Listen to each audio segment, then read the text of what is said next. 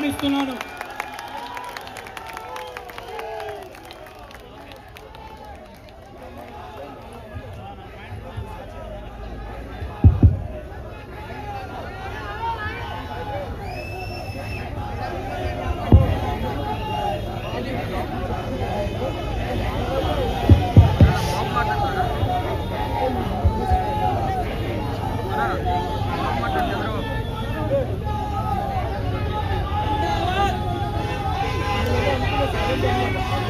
Live వచ్చారు మన వాళ్ళందరూ వచ్చారా? అందరూ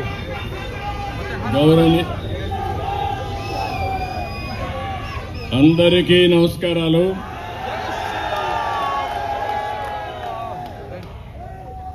सब लोगों को सलाम लेकुम. అందరికీ మరొకసారి అభినందనలు. ఈ రోజు మనందరం కూడా ఇక్కడ బీజేపీ అభ్యర్థి శ్రీ సంజయ్ గోయల్ ని గెలిపించడానికి ఇక్కడ సమావేశమయ్యాం. గట్టిగా చప్పట్లు కొట్టి గెలిపిస్తామని సంకల్పం చేయాలి. గౌరవనీయులు కేంద్ర మంత్రివర్యులు మనోహర్ లాల్ ఖట్టర్ గారు, గౌరవనీయులు కేంద్ర మంత్రివర్యులు సివిల్ ఏవియేషన్ శాఖ మంత్రి రామ్మోహన్ నాయుడు గారు, కేంద్ర మంత్రి పెమ్మసాని చంద్రశేఖర్ గారు, గౌరవ పార్లమెంట్ సభ్యులు శ్రీ అరుణ్ గోవిల్ గారు, గౌరవ పార్లమెంట్ సభ్యులు లావు కృష్ణదేవరాయలు గారు,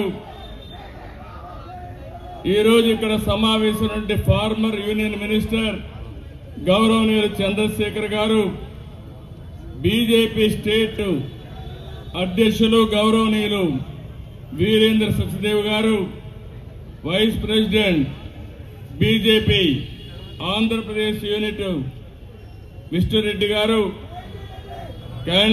అదే మాదిరిగా జిల్లా పార్టీ అధ్యక్షులు దీపక్ గాబా గారు, జిల్లా ప్రభారి గుప్తా గారు, అదే మరి రాజేష్ సోది గారు, వేదిక పైన పెద్దలు, ఢిల్లీలో నేను ఇక్కడ వస్తున్నానంటే ప్రత్యేకంగా ఈ కార్యక్రమానికి వచ్చిన తెలుగు ప్రజానీకానికి, ఢిల్లీలో కూడా చాలా మంది ఆంధ్ర సీఎం వస్తున్నాడంటే ఏమి చెప్తాడో ఇందామని వచ్చినటువంటి మన ఢిల్లీ వాసులందరికీ మనస్ఫూర్తిగా నా నమస్కారాలు, అభినందనలు. నేను ఢిల్లీలో తెలుగు వాళ్ళు ఇంతమంది ఉంటారని ఎప్పుడూ అనుకోలేదు. కానీ ఈరోజు మీ ఉత్సాహం చూస్తా ఉంటే ఢిల్లీలో ఉండే ఒక్క తెలుగు వారు కూడా బీజేపీ కాకుండా వేరే పార్టీకి ఇయ్యరు. అన్ని ఓట్లు ఏకపక్షంగా బీజేపీకే పడతాయి. ఈరోజు ఒక్క విషయం మనం గుర్తుపెట్టుకోవాలి. ఈరోజు తెలుగు వాళ్ళు ఢిల్లీలోనే కాదు, ప్రపంచంలో అన్ని దేశాల్లో ఉన్నారు. మొన్న నేను జూరిక్ వెళ్ళాను, దావోస్కి వెళుతూ. నేను వెళుతున్నానంటే 600 మంది సమావేశమయ్యారు. అంటే జూరిక్ లో కూడా 600 మంది స్విట్జర్లాండ్ లో ఉన్నారంటే అది భారతీయుల సత్తా, అదే మారిగా తెలుగు వారి సత్తా అని చెప్పి కూడా నేను మీకు తెలియజేస్తున్నా. ఈరోజు మనం చూస్తే నేను దావోస్కి వెళ్ళాను. నేనే కాదు, మహారాష్ట్ర సీఎం, అదే మరి మిగిలిన తెలంగాణ సీఎం గాని, అదే మరి కొంతమంది కేంద్ర మంత్రులు అందరం కలిసి అక్కడికి వెళ్ళాం. ఎక్కడికి పోయినా భారతదేశం పేరు మారుమోగింది. ఎక్కడ పోయినా ఎవరిని అడిగినా నరేంద్ర మోడీ గారి నాయకత్వం భారతదేశానికి ఉందని గొప్పగా చెప్పే పరిస్థితికి వచ్చారు. ఈసారి దావోస్ లో చూస్తే 2 ప్రధానమైన సమస్యలు. ప్రపంచం అంతా కూడా చర్చించారు. ఒకటి ఆర్టిఫిషియల్ ఇంటెలిజెన్స్. ఆ ఆర్టిఫిషియల్ ఇంటెలిజెన్స్ ని ప్రమోట్ చేసే వ్యక్తి మన ప్రధానమంత్రి నరేంద్ర మోడీ గారని చెప్పి మీకు తెలియజేస్తున్నా. రెండోది మీరు చూస్తే గ్రీన్ ఎనర్జీ. ప్రపంచమంతా కూడా గ్రీన్ ఎనర్జీ వైపు పోయి వాతావరణ కాలుష్యాన్ని కాపాడే పరిస్థితికి వస్తున్నారు. ఇవన్నీ చూస్తే మొట్టమొదటిసారిగా 2025 దావోస్ లో ప్రపంచం మొత్తం చర్చించే అంశాలు ఈ రెండు ప్రధానంగా ఉన్నాయి. ఒకప్పుడు నేనే 1995లో ఇన్ఫర్మేషన్ టెక్నాలజీ గురించి మాట్లాడాను. ఇప్పుడు ఏఐ గురించి మాట్లాడుతున్నాను. ప్రతి ఒక్క ఇంటికి ఒక ఏఐ తయారు కావాలి. ఇది సాక్షాత్తు ప్రధానమంత్రి నరేంద్ర మోడీ గారి విజను. ఈరోజు మీరు ఒక్క విషయం గుర్తుపెట్టుకోవాలి. ఢిల్లీలో ఉండే ప్రజలందరూ ఆలోచించాలి. అందులో ప్రత్యేకంగా మా తెలుగు తమ్ముళ్ళు, తెలుగు చెల్లెళ్ళు ఢిల్లీలో ఇంటింటికి వెళ్ళాలి. బీజేపీ గెలుపు దేశ చరిత్రకి ఒక మలుపని చెప్పాల్సిన బాధ్యత మీ అందరిపైన ఉంది. ఈరోజు మనందరం కూడా ఒక హిస్టారికల్ అకేషన్ లో ఉన్నాం. నేను ఎందుకు ఈ మాట మాట్లాడుతున్నానంటే ఐటీలో మనం మొట్టమొదటిసారిగా ముందడుగేశాం. భారతీయుల్ని డిఫీట్ చేసే వాళ్ళు ప్రపంచంలో ఎవరూ లేరు. రెండోది యువత, మా తమ్ముళ్లు ప్రపంచం అంతా దూసుకుపోయే పరిస్థితికి వచ్చారు. భారతదేశానికి డెమోగ్రఫిక్ డివిడెండ్ అంటే యువత ఒక పెద్ద ఆస్తిగా తయారైంది. మూడోది సరైన నాయకుడు మన దేశానికి సరైన సమయంలో ఉన్నాడు. అదే నరేంద్ర మోడీ. ఈ మూడు వల్ల మీరు ఒకసారి చూస్తే దేశం దూసుకుపోయే పరిస్థితి వస్తా ఉంది. ఈరోజు ఆర్థిక వ్యవస్థలో ముందున్నాం, టెక్నాలజీలో ముందున్నాం. ఈరోజు ప్రపంచం మొత్తం భారతదేశం యొక్క బ్రాండ్ మారుమోగుతా ఉందంటే దానికి కారకుడు నరేంద్ర మోడీ అని చెప్పి నేను మీకు తెలియజేస్తున్నా. అందుకని 11 ఏళ్లుగా మీరు చూశారు. 11 సంవత్సరాల్లో మీరు చూస్తే సంక్షేమం, అభివృద్ధి, సంస్కరణల మీద నరేంద్ర మోడీ గారు దేశాన్ని శరవేగంతో ముందుకు తీసుకుపోయే పరిస్థితికి వచ్చారు. 2047 వికసిత్ భారత్. ఆ రోజుకి మీరు చూస్తే ఇండియా నెంబర్ 1 గా తయారవుతుంది. భారతీయుల ప్రపంచంలోనే శక్తివంతమైన జాతిగా తయారవుతారు. ఎన్నో సంవత్సరాలు లేదు, 24 సంవత్సరాలే తమ్ముళ్ళు, మీరందరూ గుర్తుపెట్టుకోవాలి. అయితే ఇవన్నీ ఒక ఎత్తు. ఢిల్లీకి వస్తే మాత్రం చాలా బాధ కలుగుతుంది నాకు. ఇప్పుడే ఢిల్లీకి వస్తామంటే చూశాను. ఎప్పుడో 95లో పాడుపడిపోయిన హైదరాబాద్ మారిగా ఢిల్లీ తయారైంది. ఎవరు కారణమని నేను అడుగుతున్నా మిమ్మల్ని అందరినీ. 10 ఏళ్ళు ఎవరు పరిపాలించారు ఈ ఢిల్లీని? అదే గాని డబల్ ఇంజన్ సర్కార్ గాని వచ్చుంటే ఢిల్లీ కూడా వాషింగ్టన్ ని, న్యూయార్క్ ని తనదన్నే విధంగా తయారయ్యేది. ఈరోజు ఒక విషయం మీరు చూస్తే ఢిల్లీకి వస్తే వెదర్ పొల్యూషన్. ఏం తమ్ముళ్ళు, ఈ గాలితో మనం ఎట్టున్నామో నాకైతే అర్థం కాలేదు. 417 ఢిల్లీ ఎయిర్ క్వాలిటీ ఇండెక్స్. అంటే చాలా మంది హైదరాబాద్కి వెళ్ళిపోదాం, బెంగళూరుకి వెళ్ళిపోదాం అనే పరిస్థితికి వస్తున్నారు. దానికి కారణం ఇక్కడ పరిపాలించిన పాలకులని చెప్పి కూడా నేను మీకు తెలియజేస్తున్నా. ఒక పక్కన వెదర్ పొల్యూషన్, రెండో పక్కన పొలిటికల్ పొల్యూషన్ కూడా తయారైపోయింది ఢిల్లీలో. అవునా కాదా తమ్ముళ్ళు అని మిమ్మల్ని అడుగుతున్నా. ఈ రెండు కలిపి ఢిల్లీ కలుషితమైపోయింది. నేను అందుకనే మిమ్మల్ని అందరినీ ఒకటే కోరుతున్నా, అభివృద్ధి రాజకీయాలు, మంచి జీవన ప్రమాణాలు మీ జీవితాల్లో రావాలంటే మళ్ళీ మనమందరం కమలాన్ని గెలిపించుకోవాల్సిన అవసరం ఉంది. కమలంగాని గెలిస్తే ఢిల్లీ బాగుపడుతుందని చెప్పి కూడా నేను మీకు తెలియజేస్తున్నా.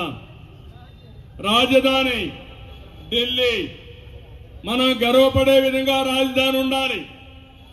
ఎవరైనా సరే ఆలోచించేది మన ఇల్లు బాగుండాలి, మన దేశ రాజధాని బాగుండాలి, మన రాష్ట్ర రాజధాని బాగుండాలని కోరుకుంటాం. అలాంటి ఈ ప్లేస్ లో మళ్ళీ మనందరం ఊపిరి పీల్చుకోవాలంటే నరేంద్ర మోడీ గారు ఆక్సిజన్ మనకిస్తే తప్ప ఈ ఢిల్లీకి మోక్షం లేదని మరొకసారి ఢిల్లీ వాసులందరికీ విజ్ఞప్తి చేస్తున్నాను. అందుకే వికసిత్ భారత్ లో భాగంగా ఈరోజు మీరందరూ గుర్తుపెట్టుకోవాల్సింది, ఢిల్లీ అభివృద్ధి కావాలంటే మళ్ళీ బీజేపీ ఇక్కడ అధికారంలోకి రావాలి. నేను ఒకే ఒక విషయం మిమ్మల్ని అడుగుతున్నాను. భారతదేశానికి ప్రపంచం మొత్తం గుర్తింపు వచ్చింది, అందరూ కూడా ఆమోదించే పరిస్థితికి వచ్చారు. అలాంటి దేశానికి రాజధాని ఢిల్లీ సమస్యల వలయంలో చిక్కకపోయే పరిస్థితి, అభివృద్ధి కామడ దూరంలో ఉంది. నేను అడుగుతున్నా, 10 సంవత్సరాల్లో ఏం చేశారని అడిగితే మేము స్కూళ్లు పెట్టామన్నారు. బాగానే ఉంది. స్కూల్లో చదువుకున్న పిల్లలకు ఉద్యోగాలు వస్తున్నాయా తమ్ముళ్ళు అని మిమ్మల్ని అడుగుతున్నా. ఈ రోజు ఇక్కడ ఉద్యోగాలు రావు. నోయిడాలో ఉద్యోగాలు వస్తాయి, గుర్గాంలో ఉద్యోగాలు వస్తాయి, హైదరాబాద్కో బెంగళూరుకు వెళ్లిపోవలసిన పరిస్థితి వస్తుంది. దీనికి కారణం ఇక్కడ పాలకులు అవునా కాదా మీరే ఆలోచించాల్సిందిగా మిమ్మల్ని కోరుతున్నా. రెండో విషయం మీరు చూస్తే మొహల్లా క్లినిక్లు పెట్టామన్నారు. కానీ ఈరోజు మనం ఆలోచిస్తే పెద్ద పెద్ద హాస్పిటల్ రాకుండా ఏదో మందులు ఇస్తున్నామని కాలయాపన చేసే పరిస్థితికి వచ్చారు. దేశమంతా స్వచ్ఛ భారత్ వైపు దూసుకెళ్తా ఉంది. ఢిల్లీ మాత్రం మురికి కుంపగా తయారయ్యే పరిస్థితి వచ్చింది. ఇప్పుడే మా ఎంపీలు కొంతమంది మన ఢిల్లీలో స్లమ్ ఏరియాకి వెళ్లారు. స్లమ్ ఏరియాలకు వెళ్తే తాగునీటి పైపులు గాని మురుగు కాలువలు ప్రవహించే ప్రాంతాలు రెండు కలిసిపోయే పరిస్థితికి వచ్చాయి. తాగేదానికి స్వచ్ఛమైన నీరు లేని పరిస్థితి ఢిల్లీలో వచ్చింది. దీనికి కారకులు ఎవరని నేను అడుగుతున్నా. ఇవన్నీ కూడా చాలా సమస్యలు వచ్చే పరిస్థితికి వచ్చాయి. అందుకనే ఇంకొక పక్కన మీరు చూస్తే ఒకప్పుడు బీహార్ నుంచి చాలా మంది ఉపాధికి ఇక్కడికి వచ్చేవాళ్ళు. ఇప్పుడు బీహార్ నుంచి ఇక్కడికి రావడంలా నేరుగా సౌత్ ఇండియాకు వస్తున్నారు. దాని ఉద్దేశం అభివృద్ధి ఎక్కడుంటే అక్కడికి మైగ్రేషన్ ఉంటుంది. అలాంటిది అభివృద్ధి పూర్తిగా ఆగిపోయే పరిస్థితి తీసుకొచ్చే పరిస్థితికి వచ్చారు. నేను ఇప్పుడే వస్తూ చూశాను, ఎలక్షన్ మేనిఫెస్టో చూశాను. ఎలక్షన్ మేనిఫెస్టో చూస్తే BJP one of the best election manifesto ఇచ్చారు. ఈ రోజు మీరు చూసినప్పుడు దగ్గర ప్రతి ఒక్క మహిళకి 2,500 రూపాయలు నెలకిస్తామని బీజేపీ చెప్తే ఆపైతే 2,100 రూపాయలే. 2 గ్యాస్ సిలిండర్లు ఫ్రీగా ఇచ్చి హోలీకి దీపావళికి 500 రూపాయలు ప్రతి సిలిండర్కు ఉచితంగా ఇస్తామని బీజేపీ చాలా స్పష్టంగా హామీ ఇచ్చారు. ఆయుష్మాన్ భారత్ లో 5 లక్షల రూపాయలు ఆరోగ్యం కోసం ఉచితంగా డబ్బులు ఇస్తున్నారు. ఇది కాకుండా పేదవాళ్ళకి మరో 5 లక్షలు ఇవ్వడానికి ముందుకు పోయారు.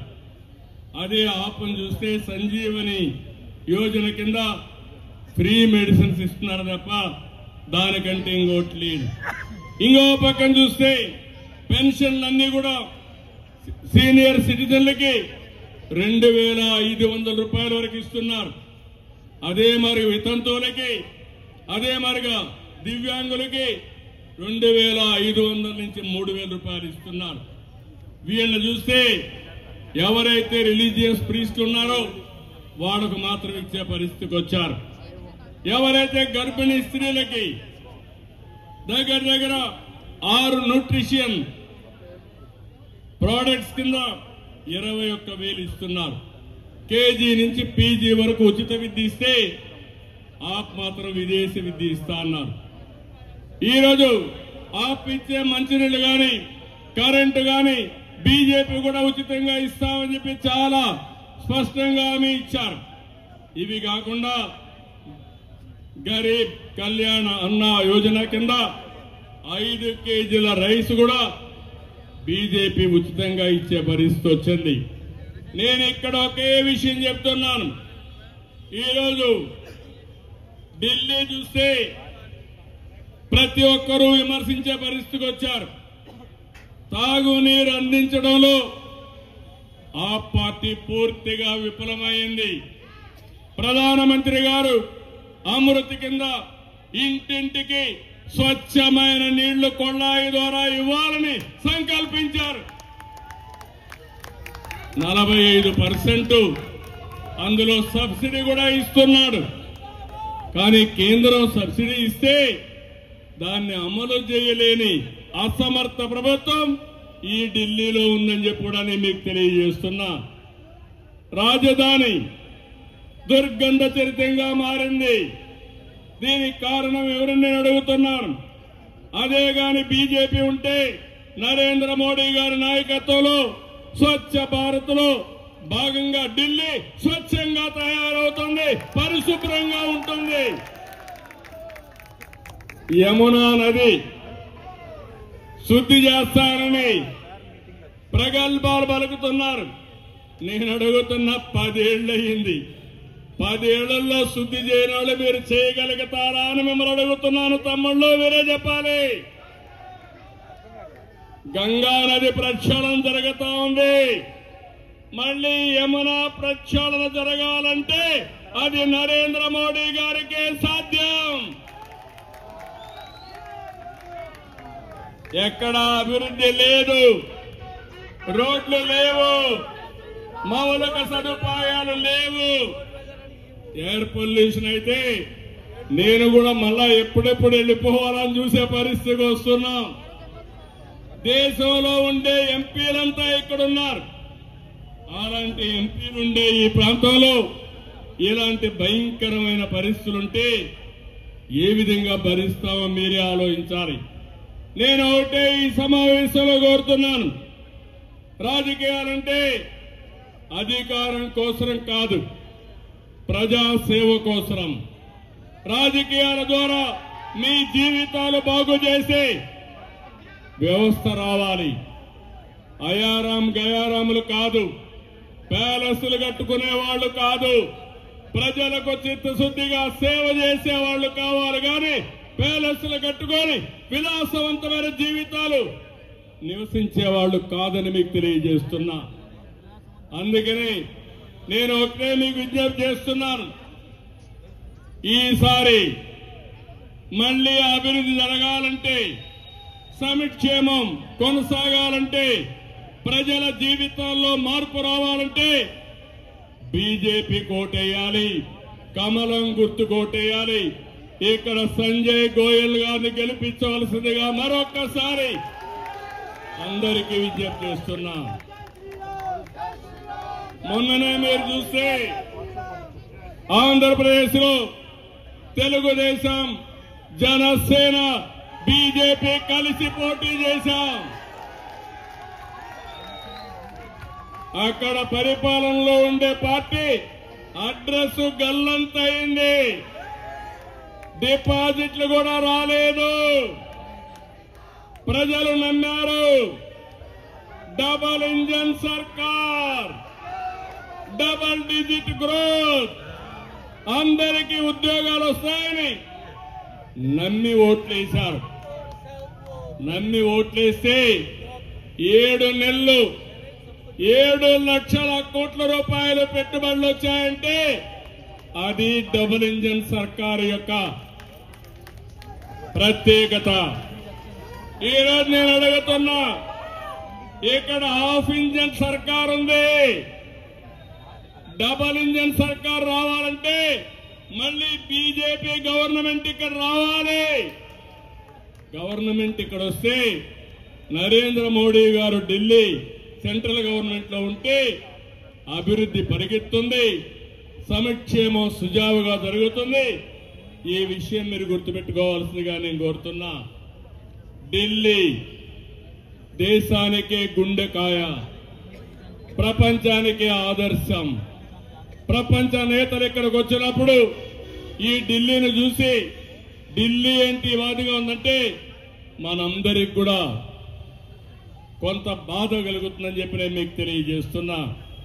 అందుకనే ఈరోజు మీరు ఒకటి చూడాలి, ఫ్రీ రేషన్ నుంచి వరల్డ్ క్లాస్ ఇన్ఫ్రాస్ట్రక్చర్ వరకు, జల్ జీవన్ మిషన్ నుంచి డిజిటల్ ఇండియా వరకు మోడీ గారు చేపట్టిన ప్రతి ఒక్క కార్యక్రమం భారతదేశ భవిష్యత్తు కోసమే చేశారు.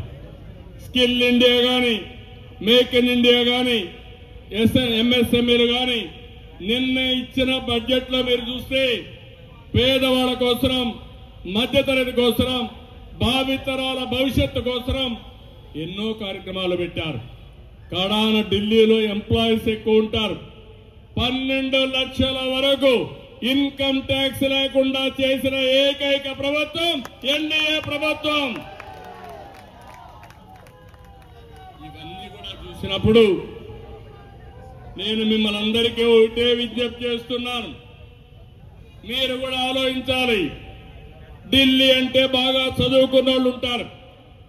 మీరు కూడా అందరికీ చెప్పాలి, 11 ఏళ్ల ఎన్డీఏ ప్రభుత్వం ఆ రోజు మీరు చూస్తే 11వ స్థానంలో ఉండి ఈరోజు 5వ స్థానంలో ఆర్థికంగా ముందుకు వచ్చాం. అదే మాదిరిగా 2029కి 3వ స్థానానికి వస్తాం. అదేవిధంగా 2047కి నెంబర్ 1 గాని నెంబర్ 2 గాని అవుతాం. ఇది జరగాలంటే నరేంద్ర మోడీ గారి నాయకత్వం సుస్థిరంగా ఉండాల్సిన అవసరం ఉంది.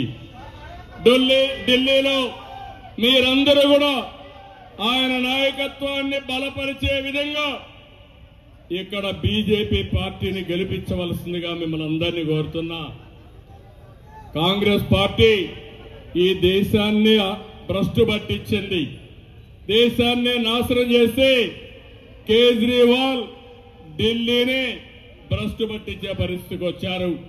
ఢిల్లీ దెబ్బతినే పరిస్థితికి వచ్చింది. నిన్నే మనం చూసాం. ఈరోజు పంజాబ్ ఉంది. ఒకప్పుడు పంజాబ్ అంటే దేశాన్ని రక్షించడానికి పంజాబ్ రాష్ట్రమే ముందుండేది. అదే మరి దేశానికి ఆహారం కావాలంటే పంజాబే సరఫరా చేసే పరిస్థితి ఉండేది. అలాంటి పంజాబ్ ఈరోజు చూస్తే బలహీనపడింది, ఆర్థికంగా బలహీనపడింది. ఇంకో పక్కన ఆరోగ్యపరంగా కూడా ఇబ్బందులు పడే పరిస్థితికి వచ్చారు. అందుకే నేను ఒకటే చెప్తున్నాను, ఒక నాయకుడికి కావాల్సింది ఈ రోజు ప్రజలకు ఏం కావాలో చేస్తూనే రేపు భవిష్యత్తుకి ప్రణాళికలు తయారు చేసే నాయకత్వం మనకు అవసరమని చెప్పి కూడా నేను మీకు తెలియజేస్తున్నా. అదే ఈరోజు నరేంద్ర మోడీ గారు ఇవ్వగలుగుతున్నారు. అందుకని మీరు ఒకసారి చూడండి, ఆంధ్రప్రదేశ్ లో ఋషికొండ కట్టాడు, ప్యాలెస్ కట్టుకున్నాడు. ఆ ప్యాలెస్ లో పోయే లోపల ఇంటికి పోయాడు. ఇక్కడ కూడా కేజ్రీవాల్ చూస్తే బ్రహ్మాండమైనటువంటి ప్యాలెస్ ఇక్కడ కట్టే పరిస్థితికి వచ్చాడు, శేషమహల్ కట్టే పరిస్థితికి వచ్చాడు. నేను అడుగుతున్నా మిమ్మల్ని అందరినీ, శేషమహల్లో గృహప్రవేశం కంటే ముందు ఇంటికి పోవడానికి మీరందరూ కూడా చిత్తుగా ఓడిస్తామని గట్టిగా చప్పట్లు కొట్టి హర్షాన్ని ఆమోదాన్ని తెలియజేయాల్సిన అవసరం ఉంది. నేను ఈరోజు ఢిల్లీకి ఏదో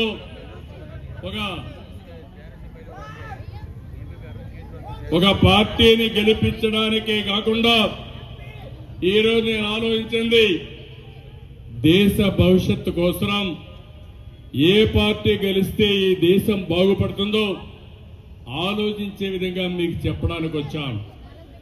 ఈరోజు భారతదేశం ప్రపంచ దేశాలన్నీ కూడా ఆసక్తిగా ఎదురు చూస్తున్నాయి. అలాంటి సమయంలో నరేంద్ర మోడీ గారు ఒక విశిష్టత చూస్తే 1 నేషన్ 1 ఎలక్షన్ కూడా తీసుకొస్తున్నాడు.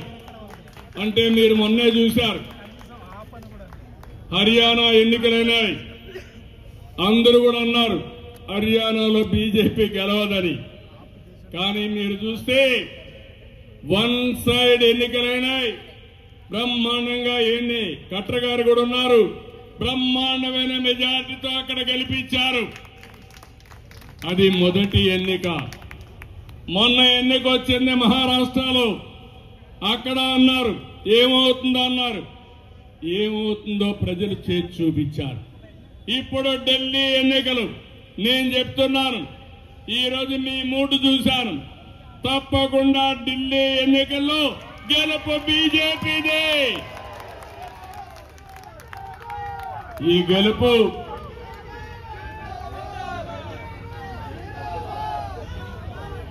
గెలుపు దేశ ప్రజల గెలుపు కావాల్సిన అవసరం ఉంది. ఈరోజు ఒక్క విషయం మనందరం కూడా కేంద్రం బడ్జెట్ చూశారు. అత్యంత కీలకమైన వ్యవసాయానికి, నీటిపారుదల శాఖకి, గ్రామీణ అభివృద్ధికి, పారిశ్రామిక అభివృద్ధికి, ఆరోగ్య రంగాలకు ప్రాధాన్యత ఇచ్చారు.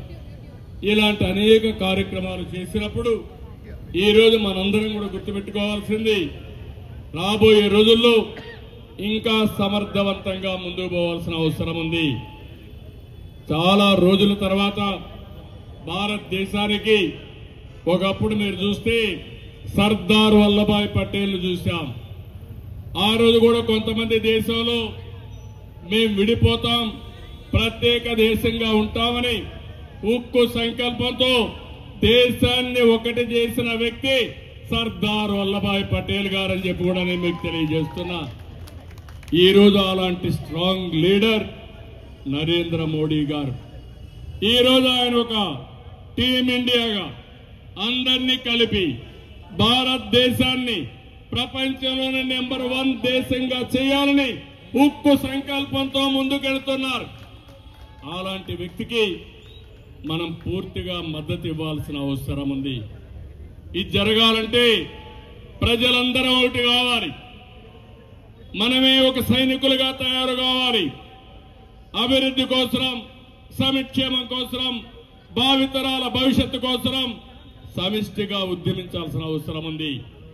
ఇలాంటి ఎన్నికలు వచ్చినప్పుడు ఈ ఎన్నికల్లో మనం అందరం కూడా మన శక్తి వంచన లేకుండా పనిచేయాల్సిన అవసరం ఉంది.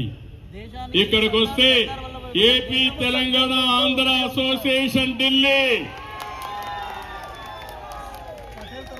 తెలుగు వారు ఎక్కడున్నా ఒకటే, అది తెలుగు జాతి. వాళ్ళకు అండగా నేనుంటాను, మీకు తోడుగా ఉంటాం. భారతదేశం ముందుకెళ్ళాలి. ఈ దేశాన్ని ముందుకు నడిపించడంలో తెలుగు జాతి అగ్రస్థానంలో ఉండాలని ప్రత్యేకంగా కోరుకుంటున్నా. అందుకే ఏపీ, తెలంగాణ, ఆంధ్ర అసోసియేషన్ ఢిల్లీని అభినందిస్తున్నా. 3 రోజులే టైం ఉంది. మీరందరూ కూడా ఇంటింటికి వెళ్ళండి. ఈరోజు అభివృద్ధికి మారు పేరు తెలుగు జాతి. మీరందరూ కూడా అందరికీ చెప్పి, I am requesting citizens of Delhi. I came here not only appealing Telugu community, I wanted to appeal all communities in the country, all citizens in this country. This is a great nation. We are in an inspiring time. I am telling you, all of you, Narendra Modi for the last 11 years, he promoted India all over the world. He made India as a strong brand. Earlier I used to go so many countries.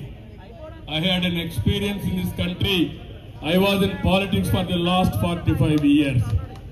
I know all those things.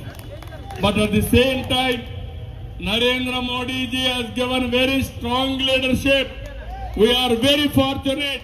Right time, very strong leader, right leader, that is Narendra Modi ji.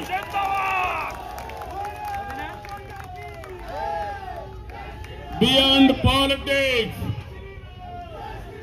beyond religion or region, everybody has to think about the nation building. There is a stable government. We are growing very well. If you see the development of India, fast developing country in the world, only India. That is our strength as on today. Even recently, our budget figures you have seen. Technology aid is promoting. Agriculture is promoting. Is pro-poor policies. And also middle class, how to empower them. All these things is working. Especially in Delhi, you wanted to have fresh air. That is possible only in Narendra Modi ji. I am requesting all of you, you vote for BJP, strengthen BJP. Here Sanjay Goyal is here. All of you have to vote for Sanjay Goyal. Make him to win. Big majority. With this, again and again, I am appealing Delhi citizens. Delhi is very crucial. It is heart of the nation. Globally, people are watching India and also Delhi. Because of capital, we have to be proud of developing Delhi, one of the most beautiful, most livable city that is possible only through Narendra Modi. One is welfare. If Narendra Modi cannot give in Delhi, nobody can give. Even in Delhi they can give everything, but at the same time telling you, one side welfare, another side development and long-term vision. These are all the important. All these things are possible only with Narendra Modi ji. I appeal all of you, vote for BJP, develop the nation, build the nation. Thank you one and all. ఎవరైతే తెలుగు వాళ్ళందరూ వచ్చారో మరొకసారి అందరినీ అభినందిస్తూ wonderful experience in Delhi. నేను ఈరోజు ఆంధ్రాలో ఉన్నట్టే ఉంది, హైదరాబాద్ లో ఉన్నట్టే ఉంది. అలాంటి ఉత్సాహంగా ఉన్నారు.